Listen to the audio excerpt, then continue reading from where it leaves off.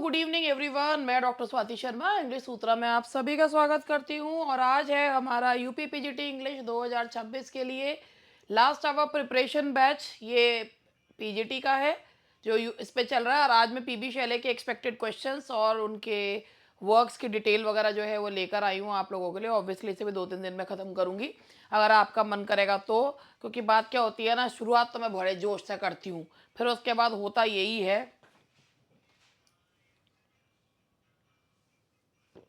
क्या होता है कि लोगों में उतना जोश नहीं होता जितना मेरे में। मैं ना हमेशा अपने स्टूडेंट से भी ना एक अपनी लाइव क्लासेस में भी, अपनी पेड बैच की क्लासेस में भी एक बात कहती हूँ कि मेरा हाल तो वो है कि मुद्दई सुस्त गवाह चुस्त। मेरा वो वाला हाल रहता है। इसका मतलब ये होता है कि जब जिसके पेपर है वो तो सुस्त हो जाता है और जिसका पेपर नहीं है, जो पढ़ाने वाला है, वो चुस्त रहता है। तो मेरा वही वाला हाल रहता है, मुद्दई सुस्त और गवाह चुस्त।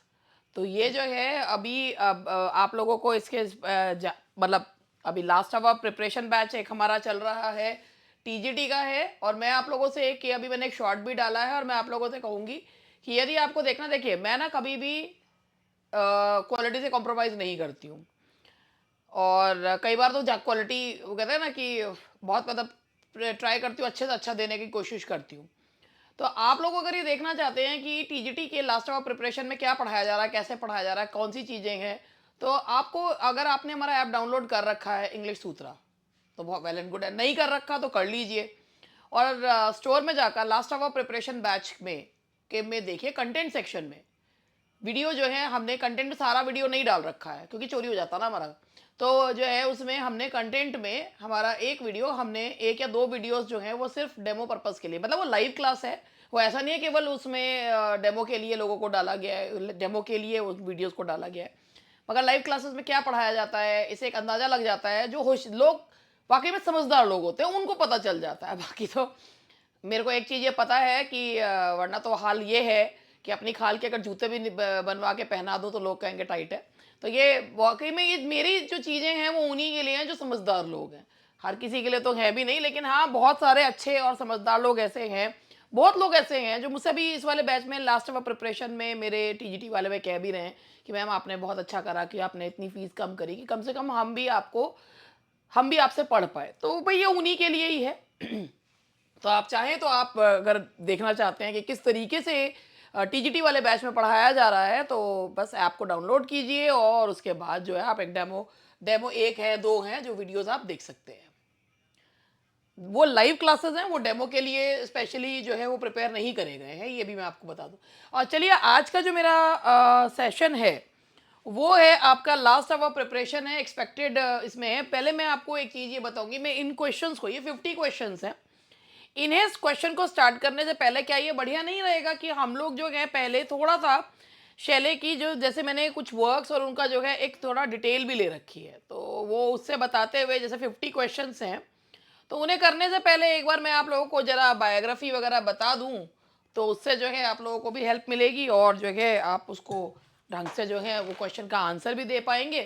तो जैसे कि फिर एक्सपेक्टेड क्वेश्चंस जो हैं हम लोग करेंगे, तो सबसे पहले ये है कि पीबी शैले जो हैं बैकग्राउंड एंड एजुकेशन, वो एक ससेक्स के बैरोनेट जो हैं उनके बेटे थे। और उनका जन्म, ही वॉज बॉर्न ऑन 1792। कई बार ना पता, ये भी चीज़ें याद रखने वाली होती हैं कि 1792 में उनका जन्म हुआ। और रेड पेन ज़्यादा बढ़िया लगता है, बीइंग अ टीचर बढ़िया सा रेड लो। 1792 में शैले वॉज बॉर्न और उनका जो डेथ हुई दैट इज एन 1822।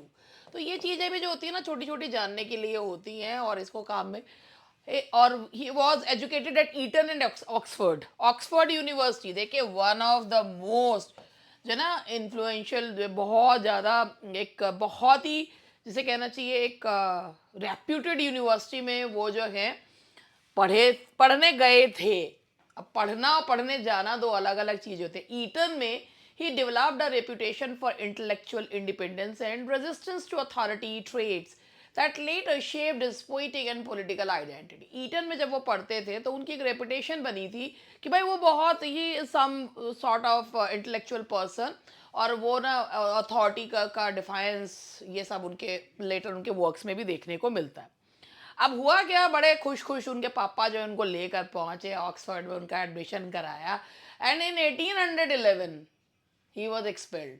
उनको निकाल दिया गया. क्यों निकाल दिया गया? अब ये है कि भाई उनको निकाला. उन्होंने क्यों निकाला? उन्होंने एक पैम्फलेट लिखा, द नेसेसिटी ऑफ अथीज्म, इन 1811. लिखा तो लिखा, उसके बाद मानने से भी मना कर दिया कि भाई मैं, ऑक्सफोर्ड ने उनसे कहा कि अगर आप ये कह दो कि आपने नहीं लिखा है तो हम आपका एक्सपल्शन कैंसिल कर देंगे. कह नहीं, मैं नहीं लिखा है. तो नेसेसिटी ऑफ अथीज्म उन्होंने लिख डाला, और इसके लिए उन्हें ऑक्सफोर्ड छोड़ना पड़ा. खैर यहीं पे ये क्योंकि ही वॉज अ रिबल, तो फिर उसके बाद जो है इसी समय उन्होंने जो है कुछ समय अब वो अपने परिवार से अलग रहे. और जो वो एक्सपल्शन था ना, that was the beginning of his rebellion attitude. वो उन्होंने रिलीजियस ऑर्थोडॉक्सी के खिलाफ ना खुल के जो है वो बोला, खुल के बिगुल बजाया. And institutional control, he believe that हर किसी को अपने राइट्स, अपने बारे में बात करने की आज़ादी है. Who the hell someone is कि आप ये कहो कि भाई इस धर्म को फॉलो करना चाहिए या ये काम करना चाहिए और वो काम नहीं करना चाहिए. That is why he was some sort of rebellious, and some sort of he was rebellious. And इसीलिए ही उनको सैटनिक स्कूल ऑफ जो है वर्सेस में सैटनिक स्कूल का उनको मेंबर माना जाता था अलॉन्ग विद बायर्न. तो उनको जो है सैटनिक स्कूल जो है के लिए का कहा गया था उनको. ये हालांकि इसका जवाब जो है वो भी बायर्न ने अच्छे खासा दिया था. तो अब शेले जो है by heart he was a very, कहते हैं ना जो लोग बहुत रिबेलियस होते हैं ना, वो इसलिए रिबेलियस होते हैं क्योंकि अंदर खाने ना वो बहुत लोगों की फीलिंग्स के साथ ना वो जुड़े हुए होते हैं. तो उनके डोमेस्टिक टर्मोइल तब स्टार्ट हुई जब वो एक बहुत कम उम्र की लड़की थी. 1811 में ही उनको ऑक्सफोर्ड से निकाला गया. एंड 1811 में वो अपने से सोशली बहुत इंफीरियर जो एक लड़की थी हैरियट वेस्टब्रुक, उसके साथ वो जो है भाग गए. अब हैरियट वेस्टब्रुक से शादी उन्होंने जो की थी not out of love. Actually Harriet Westbrook was somewhat mentally disturbed and she was on the verge of committing a suicide. तो शैले ने सोचा कि I should protect this girl, तो उन्होंने अपने से बहुत ज़्यादा सोशली इन्फीरियर उस लड़की के साथ शादी कर ली और एडिनबर्ग में एंड 1814 में. बट शैले उन लोगों में से थे जो बंध के रहने वालों में से नहीं थे. तो उन्होंने जो है उन्होंने विलियम गॉडविन की जो बेटी थी मैरी गॉडविन, उसके साथ उन्होंने जो है मतलब वो लिव इन रिलेशनशिप में उसके साथ रहने लगे. और उनके साथ वो मैरी के साथ वो स्विट्जरलैंड चले गए. अब इसके बाद हैरियट जो है उसने सुसाइड कर ली. अब तब उसके बाद शैले ने शादी करी मैरी गॉडविन से. उनकी जो डोमेस्टिक लाइफ थी वो बहुत ख़राब थी. वो मैरी के साथ भी खुश नहीं थे. और क्योंकि उनका जो मानना था वो he had very unconventional views on marriage. He didn't believe in conventional marriage. He actually he believed in free love और legal and social exile. After जब उनको उनके जो उनकी फर्स्ट वाइफ से उनके बच्चे थे और उनको उनकी लीगल कस्टडी नहीं मिली शैले को, तो उन्होंने बहुत ज़्यादा उनको बैकलैश जो है वो बर्दाश्त करना पड़ा.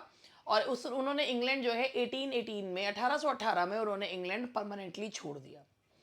और इंग्लिश सोसाइटी से उनका डिटैचमेंट भी हो चुका था, लेकिन वो क्रिएटिव बहुत हो गए. उसके बाद वो इटली चले गए. उन्होंने बहुत जगह घूम घूम के लाइफ जो है वो उन्होंने बिताई, वेनिस, रोम, नेपल्स, पिसा. और उसके बाद इन्हीं इन्हीं वर्क्स, मतलब इंग्लैंड उन्होंने छोड़ दिया था. और इसी दौरान उन्होंने जो है अपने ग्रेटेस्ट वर्क्स जो है अपने फाइनल 4 इयर्स में उन्होंने लिखे. He died at a very young age. और उसके बाद उनकी मुलाकात हुई लॉर्ड बायर्न से. एक तरीके से लॉर्ड बायर्न और वो बहुत कुछ कॉमन जो है उन दोनों के अंदर था. इसीलिए ये दोनों को जो है साउदे ने सैटनिक स्कूल का बाशिंदा जो है वो बोला भी है. तो his close association with Lord Byron during this period influence some of his later poetic developments. तो कुछ उनके वर्क्स पे बायर्न का प्रभाव देखने को हमें मिलता है. शेले की मृत्यु हुई 1822 जुलाई में, उनकी मृत्यु हुई गल्फ ऑफ स्पीजिया में, डूबने से उनकी मृत्यु हुई। उनकी मृत्यु भी एक अपने आप में एक बहुत एक ऐसा इंसिडेंट है कि कहते हैं कि शैले जो हैं वो एरियल नाम की अपनी बोट पे थे, और उनकी जो है उनको झगड़ा हो गया, तो उनको पॉलिटिकल व्यूज़ उनके डिफरेंट थे जिसके साथ वो गए थे, और उनको जो है वो धक्का दे दिया गया। और एरियल नाम था, फिर बाद में उन्होंने उसका नाम डॉन जुआन रखा था। बायन के वर्क के ऊपर उन्होंने अपनी बोट का नाम डॉन जुआन, और उसी से गिर के डूबने से उनकी मृत्यु हुई थी। और उनको जो है बीच में लॉर्ड बायन की प्रेजेंस में ही दफनाया गया था। और उनकी जो एशेज़ हैं, क्योंकि लाश जो है पूरी ख़राब हो चुकी थी, उनकी एशेज़ को प्रोटेस्टेंट सिमेट्री रोम में रखा गया था। उनकी जो मृत्यु हुई, मतलब वो 30 के पूरे नहीं हुए थे, और बाद में उनको उनको भी जो फेम मिला है उनकी मृत्यु के बाद मिला। तो अब will discuss some of his poems afterwards. अब क्या है कि चलो पहले मैं इनके कुछ क्वेश्चंस जो है, या आपको मैं कुछ दो दो एक पोएम करा के उसके बाद जो है फिर मैं क्वेश्चंस कराती हूँ, इससे आप लोगों को आराम से जो है आप लोग कर लोगे। वो तो वैसे भी कर लोगे, वो तो मेरा वो है।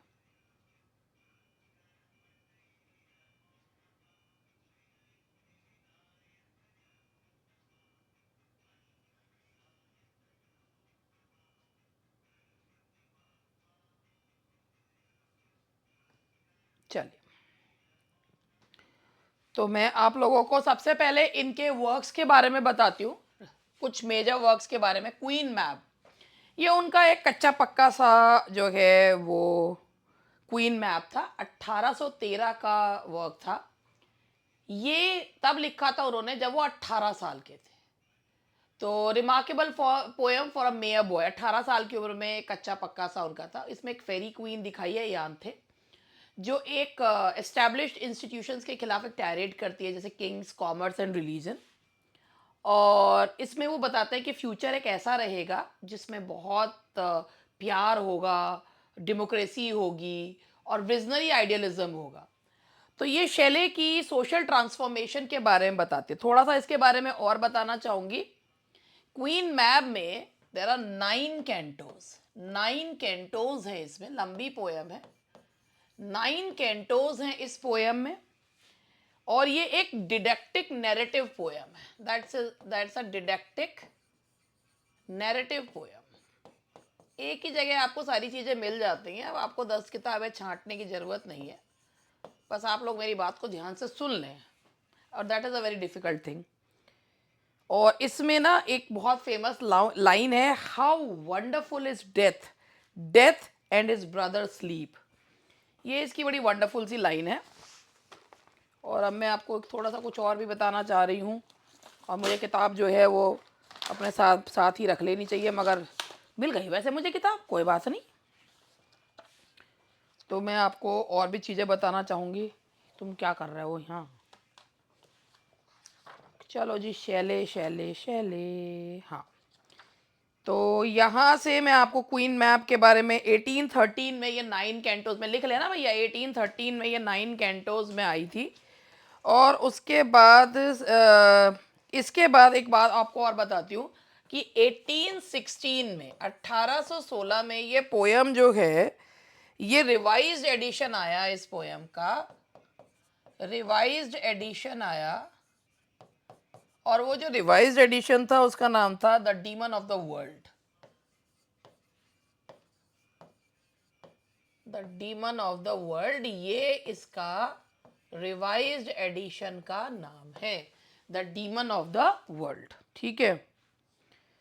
और इसमें शैले ने जो टेक्निक यूज़ करी है, फेरी टेल जैसी टेक्निक यूज़ करी है, और क्वीन मैप को एक फेरी के रूप में दिखाया है, ये है। तो बेसिकली क्वीन मैप 1813 में जब आई तो 9 कैंटोज में आई, और 1816 में इसका रिवाइज्ड एडिशन आया, जब इसका नाम था डीमन ऑफ द वर्ल्ड। और ये पोयम जो है फेरी टेल की तरह लिखी गई है। In this poem शेले presents a futuristic vision, a sort of utopian world. Queen Mab is a fairy, or she comes to the place where Yamthe is sleeping, and future जो है वो एक Republic future जो है वो उन्होंने इसमें share करा। आगे बढ़ते हैं और अलास्टर और द स्पिरिट ऑफ सॉलिट्यूड, ये जो इनका वर्क है, अलास्टर इसका फुल नेम है या इसका सब टाइटल है, और द स्पिरिट ऑफ सॉलिट्यूड, अलास्टर का जो सब टाइटल है that is the spirit of solitude, the spirit of solitude 1816। अब इन दोनों के बाद पहले क्वेश्चंस पूछूंगी फिर आगे बढ़ूंगी। ये शैले की लंबी पोयम है 720 लाइंस की, 720 लाइंस की ये पोयम है अलास्टर और द स्पिरिट ऑफ सॉलिट्यूड। और ये अलास्टर जो टाइटल है ये उनके ही समकालीन पोएट जो है थॉमस लव पीकॉक ने, this title was suggested to him by Thomas Love Peacock. ये टाइटल उनको थॉमस लव पीकॉक के द्वारा सजेस्ट किया गया था। The title was suggested by Thomas Love Peacock, ठीक है जी। और जिसका मतलब होता है, इट्स अ रोमन वर्ड, और इसका मतलब होता है इविल जीनियस। इविल जीनियस होता है इसका, रोमन वर्ड है, इसका मतलब होता है इविल जीनियस। इविल जीनियस जो है वो इसका मीनिंग होता है, ठीक है जी। और ये शैले की स्पिरिचुअल बायोग्राफी मानी जाती है। आप देखते हैं an extreme example of his wild imagination. Poet जो एक विजनरी आइडियल इसमें लेके चला है, वेल ऑफ कश्मीर में जाता है और उसके बाद उसकी फ्रस्ट्रेशन की वजह से मृत्यु हो जाती है। ये पोयम शैले का बिलीव बताती है कि अगर व्यक्ति हद से ज़्यादा आइसोलेटेड होता है और हद से ज़्यादा ह्यूमन सिंपैथी को जो है रिजेक्ट करता है तो स्पिरिचुअल फेलियर इज इमानेंट। तो ये जो पोयम है, फिर से एक बार इसके मेन चीज़ देख लेते हैं। अलास्टर का मतलब, अलास्टर और द स्पिरिट ऑफ सॉलिट्यूड, ये जो टाइटल है अलास्टर, इट वाज अलास्टर जो है इसे सजेस्ट किया था थॉमस लव पीकॉक ने। Alastor is a Roman word which means evil genius. ये शैले की स्पिरिचुअल ऑटोबायोग्राफी है। द पोएम इज फॉर्मलेस, ये पोएम फॉर्मलेस है। और वैली ऑफ कश्मीर में and he searches for ideal union.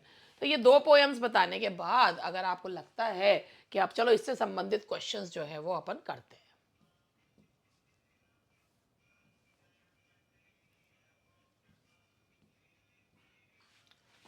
तो पहला क्वेश्चन आप लोगों के सामने है, P B Shelley, in what year was P B Shelley born and in what year he did he die. तो अगर आप लोगों ने मेरी बात को ध्यान से सुना है तो आप फटाक से जवाब दे देंगे, एंड दैट इज, बताओ भैया जल्दी बताओ, 1792 एंड 1822। 1792 में जन्म हुआ और 1822 में उनकी मृत्यु हो गई। And how did he die, चलो पहले क्वेश्चंस देख लो। Shelley was expelled from which university, कौन सी यूनिवर्सिटी से उन्हें निकाल दिया गया था। और अब पढ़ा के दे रही हूँ जवाब, तो इसीलिए इसको जो है एक्सप्लेन नहीं कर रही। Oxford, that is Oxford. What was the title of the pamphlet that led to Shelley's expulsion, 1811 में जो उन्हें निकाला गया था, and that was the necessity of atheism, the necessity of atheism. Who was Shelley's first wife with whom he eloped in 1811? In 1811, not only did he जो है did he expel from the university, but also he eloped with Harriet Westbrook, and the girl who was socially inferior to him. Harriet Westbrook. कई बार तो ऐसा होता है कि मैंने अपनी ऑनलाइन क्लासेस में ये भी बात सुनी है कि लोग कहते हैं यार ये मैडम इंग्लिश ज़्यादा बोल देती हैं तो इसीलिए भी हम कंफर्टेबल नहीं हो पाते। मैं आपसे एक बात बताना चाहूँगी कि भैया टीचर, आप जब when you are going to be a teacher of English, you must know that this language, we should be proud of our language। जो भी हम भाषा बोलते हैं, ऑब्वियसली हम उत्तर प्रदेश के हैं तो हम लोग हिंदी ही बोलते हैं, और हिंदी की विभिन्न जो भाषाएं हैं, जो उसकी विभिन्न भाषाएं हैं, चाहे वो अवधी हो चाहे कोई भी भाषा हो, वो सब बोलते हैं। लेकिन इसके अलावा कि जो हम सब्जेक्ट पढ़ रहे हैं, अगर हम उस सब्जेक्ट को भी विद प्रॉपर प्रोनाउंसिएशन, इंटोनेशन, हमें वो बोलना आना चाहिए, क्योंकि हम इस चीज़ से बच नहीं सकते हैं। क्योंकि जो हमें आता है आगे हम वही अपने स्टूडेंट्स को पास ऑन करेंगे। अपनी भाषा पे गर्व हमेशा होना चाहिए। हिंदी बोलने में हिचक या शर्म कभी नहीं आनी चाहिए, but when it is needed you must be well versed with the language जो आपकी रोजी रोटी का माध्यम है। तो इसीलिए शॉर्टकट्स मत ढूंढिए, और जो लोग शॉर्टकट ढूंढते हैं या कभी इस टेलीग्राम घूमे, कभी उस टेलीग्राम, कभी ये दे दो वो दे दो, फिर वो शॉर्टकट मुझे तो समझ में नहीं आता। Those who have been asking for notes and all that, जो इतनी सारी चीजें वो करते क्यों हो यार? इसका इतना सारा सामान का, इतना सारा सामान अगर आ जाए तो आदमी कंफ्यूज हो जाता है। Who was the father of Shelley second wife Mary?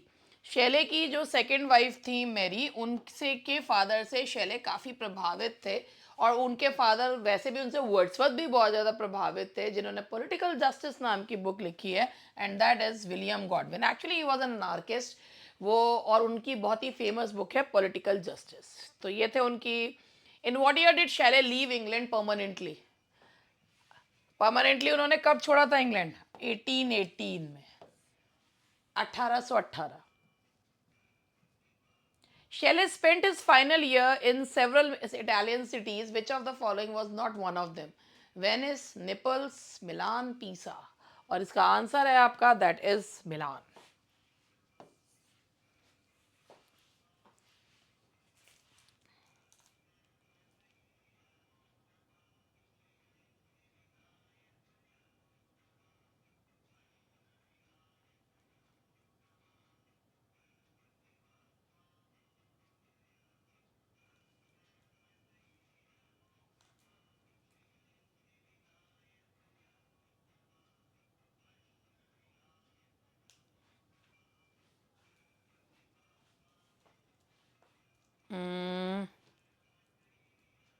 इस क्वेश्चन को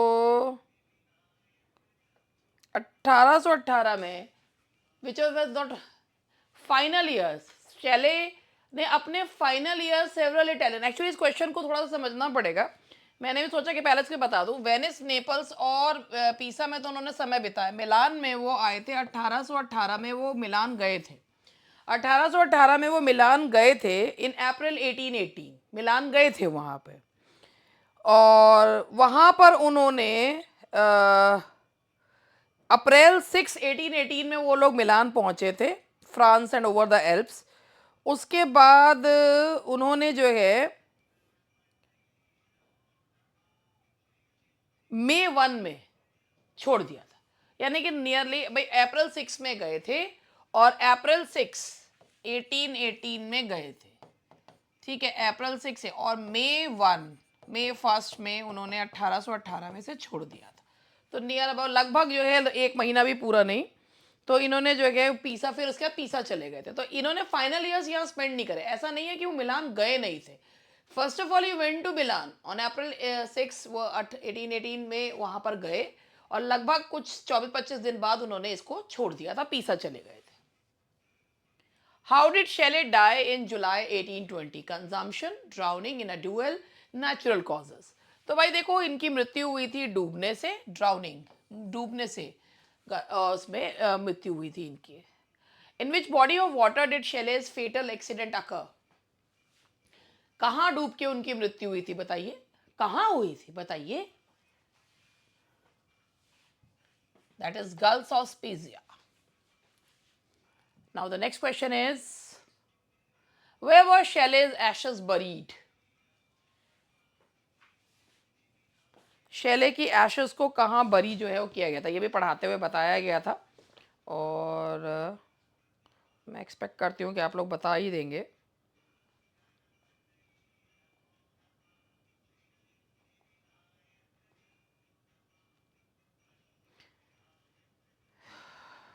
And that is the Protestant cemetery at Rome. The Protestant cemetery at Rome. B. Which work was Shelley's first notable poem written at the age of 18? 18 साल की उम्र में जो poem लिखी थी queen map. अगर आपको याद है, क्वीन मैप 9 कैंटोज में आई थी 1813 में। उसके बाद वो रिवाइज हुई थी the demon of the world के रूप में, और ये पोएम जो है फेरी टेल पॉइंट में लिखी गई है। What does the Greek word जो है एलास्टर मीन? अगर रोमन वर्ड के रूप में कहोगे तो इविल जीनियस, और अगर ग्रीक वर्ड अलास्टर कहोगे तो that is Avenger, that is Avenger. अगर ग्रीक के रूप में कहोगे तो एवेंजर बदला लेने वाला, और वैसे इसके लिए इविल जीनियस भी यूज किया जाता है। अगर वो नहीं है तो दैट इज एवेंजर, बदला लेने वाला। In Alaska, to which location does the poet wander on his quest? The Alps, the Whale of Kashmir, Egypt या रोम?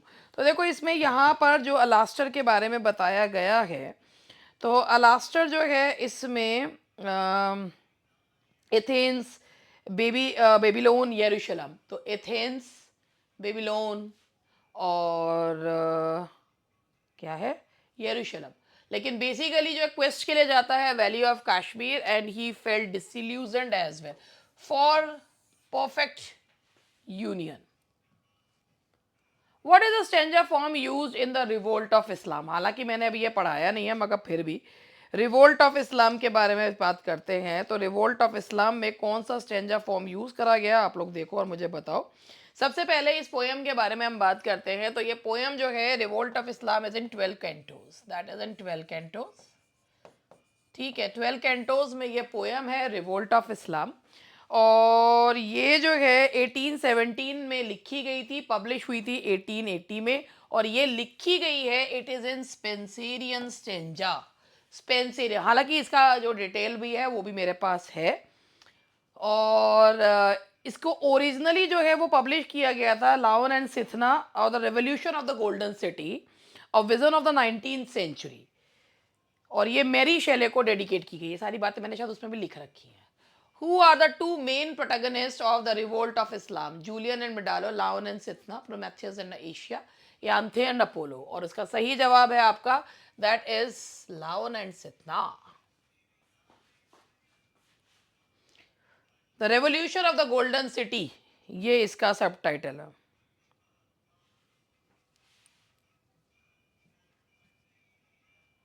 Which poem is noted as being the longest of Shelley's works?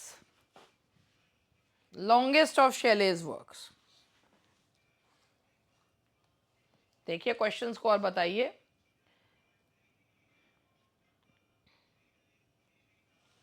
And that is 12 cantos में है,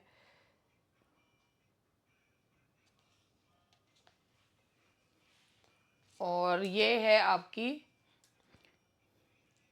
एक minute,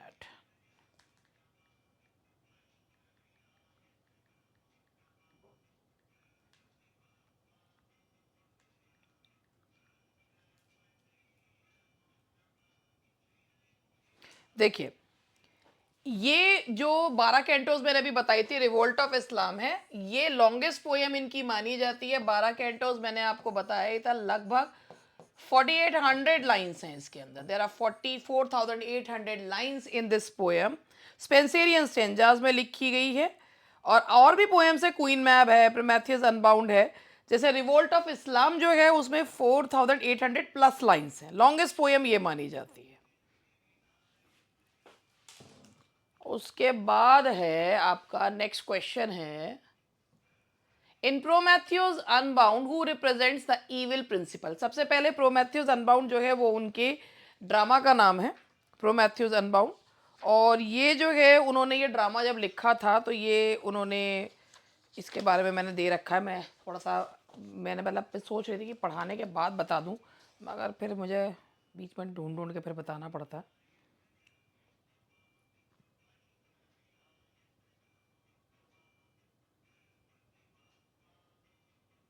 देखिए ये उनका drama है, lyrical drama है, lyrical drama है उनका। प्रोमेथियस जो है इसमें ह्यूमैनिटी को रिप्रेजेंट करता है, जुपिटर टायरनी या इविल प्रिंसिपल, और एशिया नेचर और लव को रिप्रेजेंट करती है।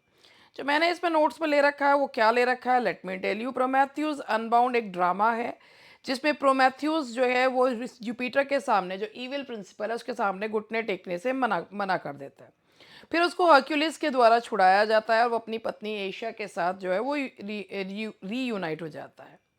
ये ड्रामा जो है शैले का fullest expression of his belief in moral endurance जो है वो दिखाता है। तो ये है दैट इज जो इनका प्रोमेथियस अनबाउंड, ये ड्रामा है उनका। और मैं इसके बारे में और भी कुछ बताना चाहूँ जो मैं लिख लिख के बता दूंगी, को कितना तो सुनते भी ना है।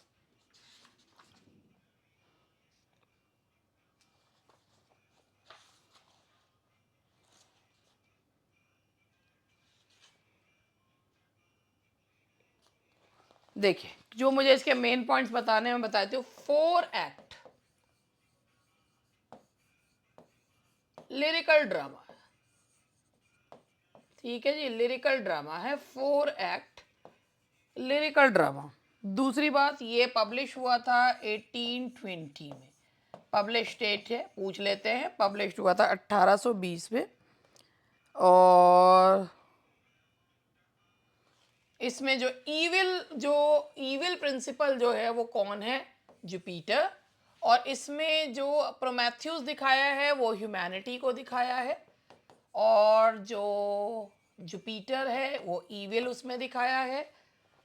हर्क्यूलिस जो है वो स्ट्रेंथ के रूप में दिखाया गया है। Which character typifies strength and frees Prometheus from his tortures? कौन सा कैरेक्टर जो है वो प्रोमेथ्यूस को छुड़ाता है? देखिए, और ये मैंने अभी बताया भी था।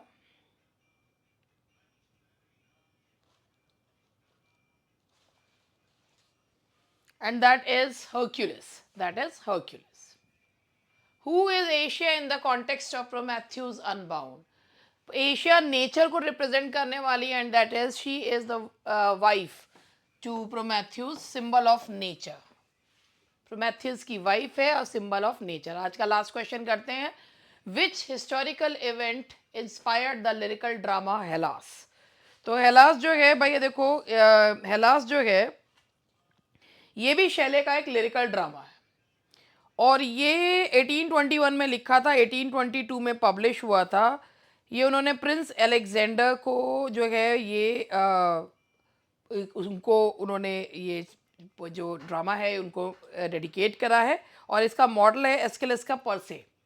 पर्से इसका मॉडल है, और ये Greek revolution against the Turkish empire, उसके उसमें लिखा गया द ग्रीक रिवोल्ट ऑफ 1821। और मैंने इसके नोट्स में दे भी रखा है। एंड इफ़ यू फाइंड कि आपको ये लगता है कि भाई एक शॉर्ट में नोट्स हमको मिल जाएं, क्वेश्चंस हमको मिल जाएं, तो you can ask for that. पक्का देखो, मांगे बिना तो मिलता नहीं है, हमें भी तो पता चले ना, यू वांट दैट। अगर आपको लगता है तो हम इसे अपने टेलीग्राम पर चैनल पर डाल देंगे, आप लोग इसको ले सकते हैं। टेलीग्राम का लिंक डिस्क्रिप्शन बॉक्स में दिया गया है। That's all for today, bye bye. Continue करूंगी कल।